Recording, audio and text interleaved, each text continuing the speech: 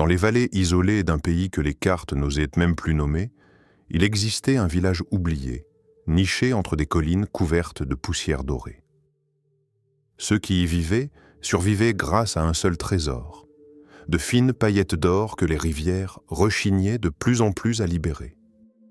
Les hommes passaient leur journée les pieds dans l'eau glacée, la peau brûlée par le soleil, battant le sable à la recherche d'un éclat, d'un reflet, d'un miracle. Parmi eux se trouvait Josué, un homme aux mains fendillées par le travail et au regard si doux qu'on aurait cru qu'il parlait davantage avec son âme qu'avec sa voix. Sa maison n'était guère plus qu'une petite bâtisse en terre séchée, serrée entre deux cabanes à moitié écroulées. Sa femme, Miran, y préparait chaque matin un repas presque symbolique. Un peu de farine, une goutte d'huile et beaucoup de courage. Leurs deux enfants, encore jeunes, jouaient dans la poussière avec des morceaux de bois qu'ils imaginaient être des trésors. Et pourtant, malgré la pauvreté, malgré l'incertitude qui pesait comme un nuage sombre au-dessus de chaque foyer du village, Josué possédait une richesse intérieure que même les plus grandes mines ne pouvaient offrir, une confiance absolue en Dieu. Chaque matin, avant même que le soleil ne montre sa première lueur, il ouvrait la porte de sa maison, respirait profondément l'air frais des montagnes, puis s'agenouillait dans la terre fraîche.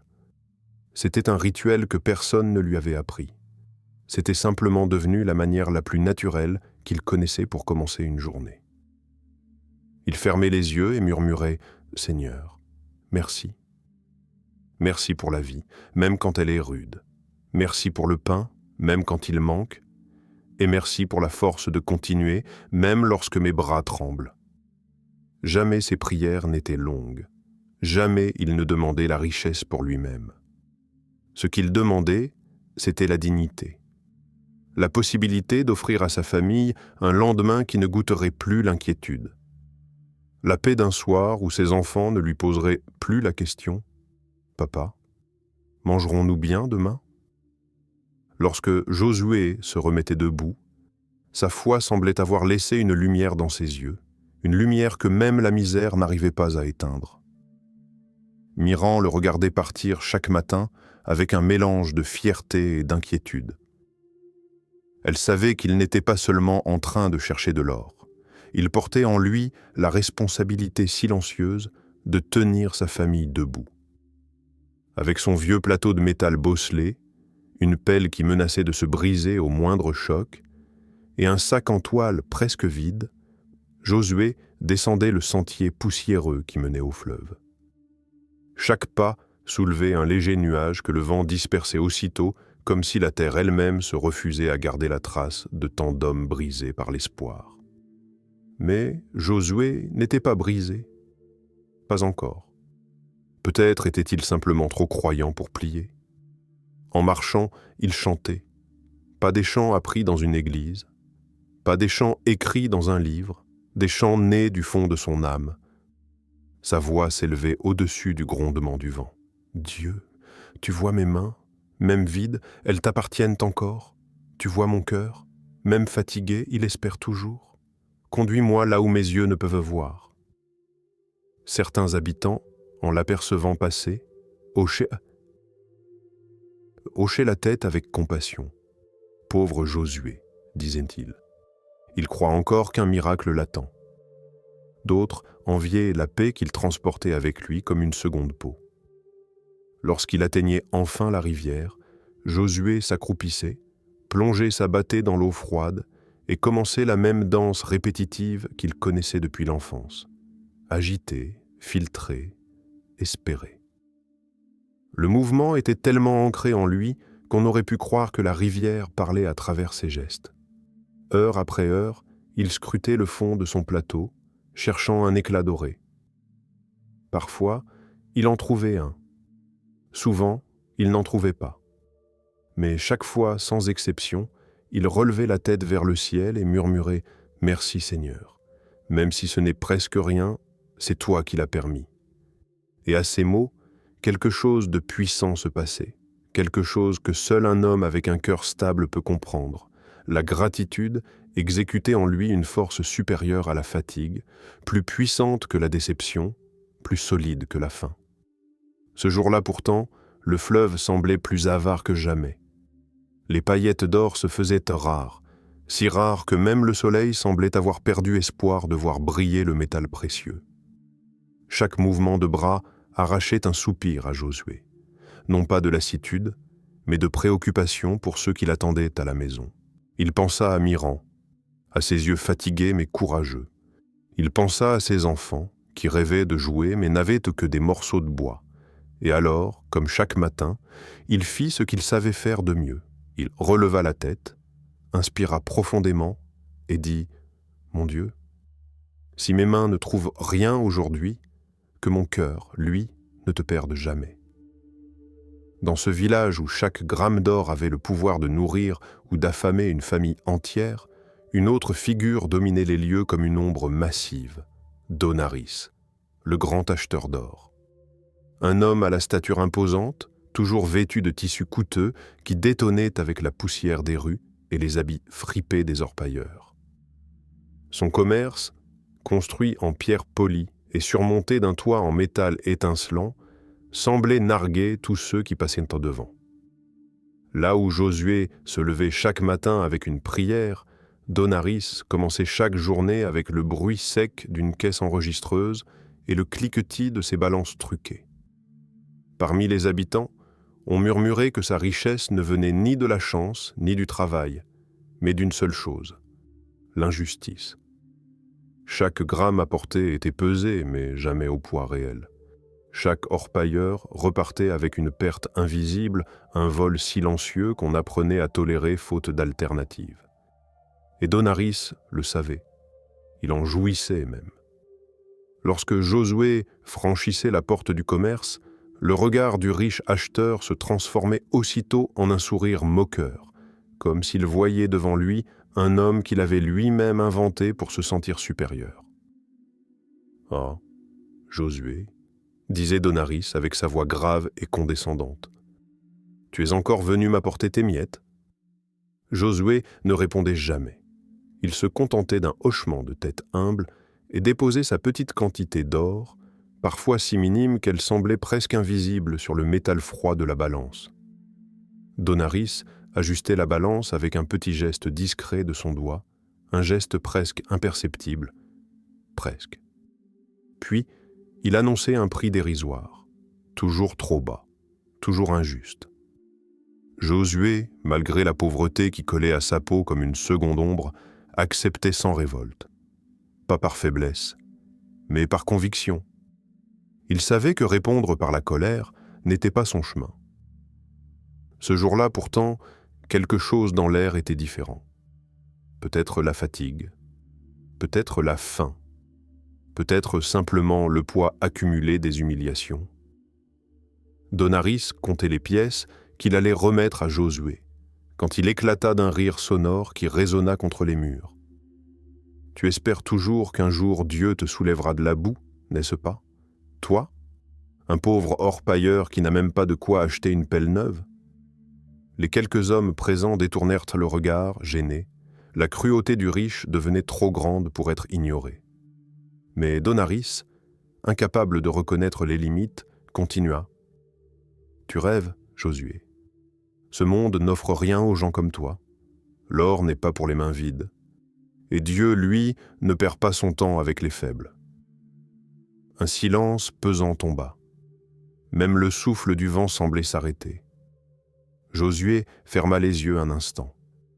Il aurait pu répondre. Il aurait pu se défendre.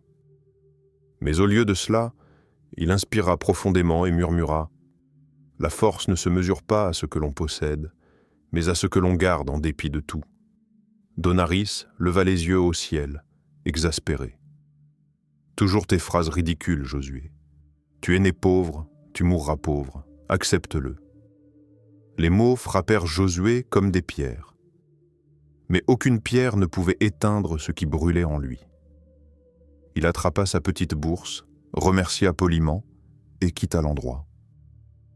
Sur le chemin du retour, alors que le soleil tombait derrière les montagnes, son cœur était lourd. Non pas à cause de l'humiliation. Josué avait appris à vivre avec ça. Ce qui le blessait vraiment, c'était l'idée de rentrer chez lui avec si peu, trop peu. Il imagina les yeux de ses enfants, brillants de confiance.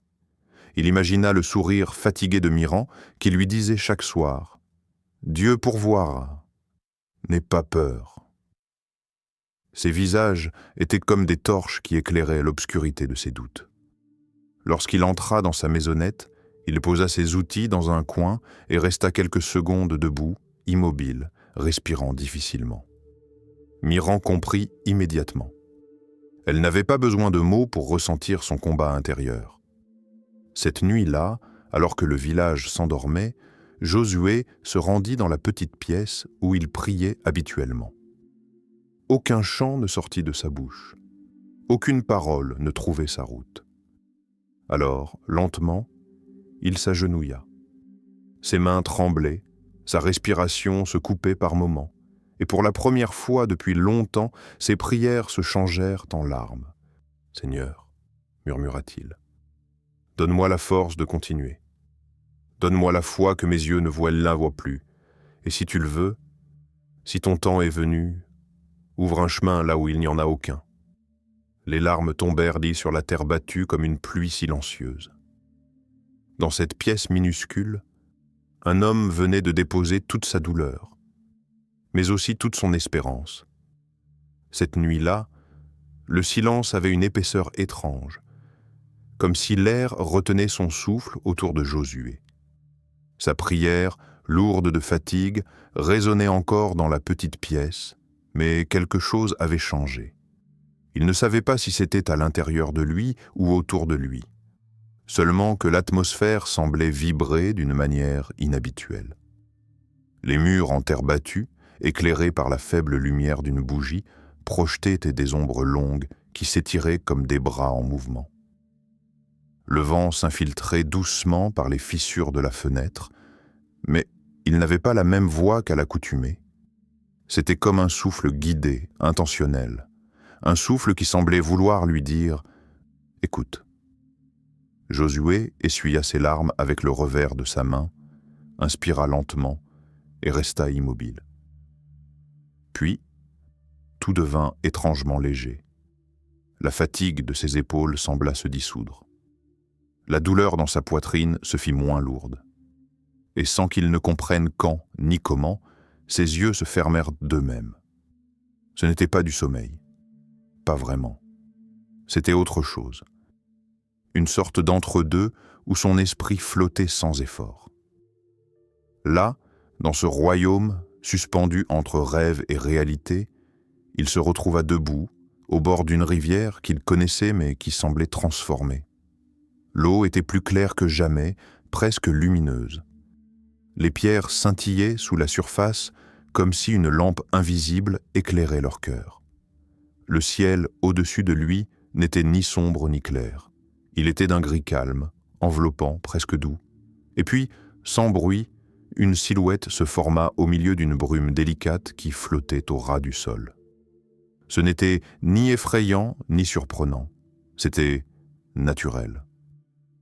Comme si l'âme de Josué attendait cette présence depuis des années. L'homme avançait d'un pas lent, chaque pas faisant vibrer légèrement la surface de l'eau, comme si l'élément lui-même reconnaissait celui qui marchait vers lui. Sa tunique était simple, tissée de fibres blanches sans décor. Son visage n'avait pas d'âge. Il semblait jeune et vieux à la fois, marqué et pourtant parfaitement paisible. Quand il parla, ce n'était pas une voix qui frappait l'oreille. C'était une voix qui se déposait directement dans le cœur. « Josué, pourquoi ton âme tremble-t-elle » Le pauvre orpailleur baissa les yeux. Il aurait voulu répondre avec des mots, mais aucun ne sortit. À la place, ce fut son cœur entier qui parla. Toutes ses préoccupations, ses douleurs, ses espoirs et ses prières non dites semblaient se dévoiler d'elles-mêmes. L'homme hocha la tête, comme s'il recevait chaque pensée une par une. « Tu as porté plus que ton poids, » dit-il. « Tu as marché dans le froid, la faim, l'humiliation. Et pourtant, ton cœur n'a pas renié la lumière. » Josué releva la tête, les lèvres tremblantes. « Qui es-tu » l'homme sourit légèrement, ce sourire qui donne plus de paix qu'un discours complet. Je suis celui que le ciel envoie lorsque le courage d'un homme touche ses limites. Il s'approcha encore, jusqu'à n'être plus qu'un souffle de lui. Tu crois que le ciel t'a oublié? Mais le ciel ne dort jamais. Un frisson traversa Josué. Il ne savait pas si cela venait de la voix ou des mots, mais quelque chose en lui venait d'être touché profondément. L'homme continuait. Demain, tu feras quelque chose de simple, très simple. Il leva la main et pointa à un endroit flou de ce paysage surnaturel. Tu iras sur la grande place du village, là où les colombes se posent pour chercher des graines. Tu les nourriras. Il marqua une pause. Mais avant de leur donner le grain, tu fermeras les yeux et tu remercieras Dieu, sans poser de conditions, sans demander un résultat, seulement une gratitude pure. Josué fronça légèrement les sourcils. « Nourrir des oiseaux » murmura-t-il. « Comment cela pourrait-il... » « N'essaie pas de comprendre avec l'esprit, » répondit l'homme. « Certaines portes ne s'ouvrent qu'avec un geste humble. Et certaines bénédictions n'arrivent qu'à ceux qui remercient avant d'être comblés. » Il tendit un doigt vers la rivière. Un reflet doré traversa l'eau un bref instant, comme une promesse. « Parle-leur comme si elles étaient des messagères.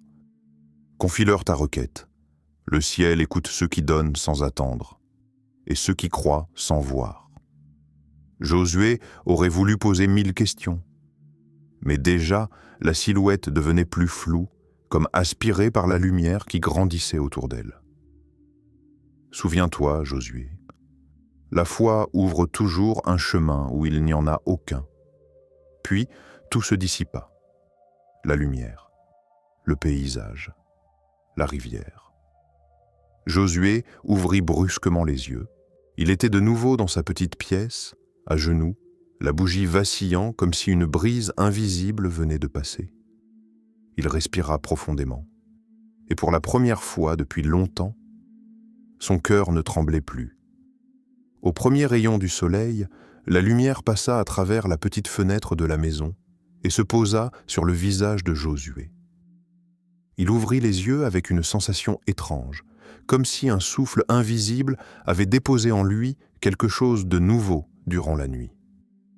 Ce n'était pas de l'énergie, ce n'était pas non plus une certitude, c'était une paix profonde, presque inexplicable, qui n'avait rien à voir avec ce qu'il vivait habituellement. Il resta un moment allongé, les yeux ouverts, repassant dans son esprit le rêve de la nuit précédente, la rivière lumineuse, la silhouette qui marchait comme un être de lumière, et surtout, ses instructions simples, presque déroutantes. Aller au centre du village, nourrir les colombes, remercier avant même de comprendre. Miran dormait encore, les traits marqués par les efforts des derniers jours. Josué la regarda un instant avec tendresse. Il lui effleura la main, puis se leva silencieusement. Il ne savait pas expliquer pourquoi, mais il sentait qu'aujourd'hui n'était pas un jour comme les autres. Il se lava rapidement avec l'eau fraîche que les enfants avaient ramenée la veille, enfila sa chemise usée, attrapa sa petite bourse en toile, qui ne contenait presque rien, et sortit de la maison en respirant profondément l'air du matin. Le village commençait à peine à s'éveiller. Les femmes sortaient à des seaux, les hommes préparaient-ils leurs outils, les enfants couraient déjà pieds nus sur la terre sèche. Josué marcha droit vers la grande place. Son pas était calme, mais déterminé. Il n'avait aucune certitude sur ce qui allait se passer. Il savait seulement qu'il devait obéir à ce qu'il avait vu, même si cela semblait étrange. La grande place était un petit carré de terre battu entouré de 3 bancs de bois et d'un vieil arbre dont les racines s'étendaient comme des doigts. Comme chaque matin, des dizaines de colombes y picoraient le sol à la recherche de quelques miettes laissées par les marchands. En voyant Josué approcher, les oiseaux levèrent à peine la tête, habitués à la présence des habitants. À côté du banc, un vieil homme vendait quelques sacs de graines. C'était un paysan taciturne qui parlait peu, mais dont les yeux lisaient tout sans qu'on le remarque. Josué s'approcha. « Une poignée de graines, s'il vous plaît. » Le vieil homme le regarda longuement avant de répondre. « Une seule poignée ? » ?»« Oui. C'est tout ce que je peux acheter aujourd'hui. » Le vieil homme hocha simplement la tête et lui donna un petit sachet presque vide. Josué le remercia et se dirigea vers l'arbre. Arrivé là, il s'arrêta, ferma les yeux et inspira profondément. C'était le moment, celui du rêve, celui des mots mystérieux. Il leva lentement le visage vers le ciel, encore pâle, et murmura « Merci, mon Dieu, pour tout, pour ce que je vois et pour ce que je ne vois pas encore. Merci pour ce que tu as déjà préparé, même si mes mains sont vides aujourd'hui. » Les mots ne sortirent pas comme une récitation, mais comme un souffle du cœur, humble et sincère. Quand il rouvrit les yeux, il sentit son pouls s'accélérer. Pas de peur, pas d'excitation, simplement une perception étrange, comme si l'air autour de lui venait de changer de densité. Il sortit lentement la petite poignée de graines de sa bourse, la regarda un instant, puis laissa tomber les graines devant les colombes. Elles s'approchèrent aussitôt. Certaines picoraient de vite, d'autres attendèrent leur tour, d'autres encore se bousculaient légèrement. Josué les observa un long moment, puis fit ce que l'homme du rêve lui avait demandé. Il parla. « Emportez ma demande, là où moi je ne peux pas aller. Emportez ma prière, là où mes forces n'arrivent plus, et si Dieu le veut, qu'un chemin s'ouvre devant moi. » Les colombes, comme si elles avaient entendu, battirent des ailes en même temps. Pas un mouvement dispersé, non. Un mouvement ordonné, puissant, presque harmonieux.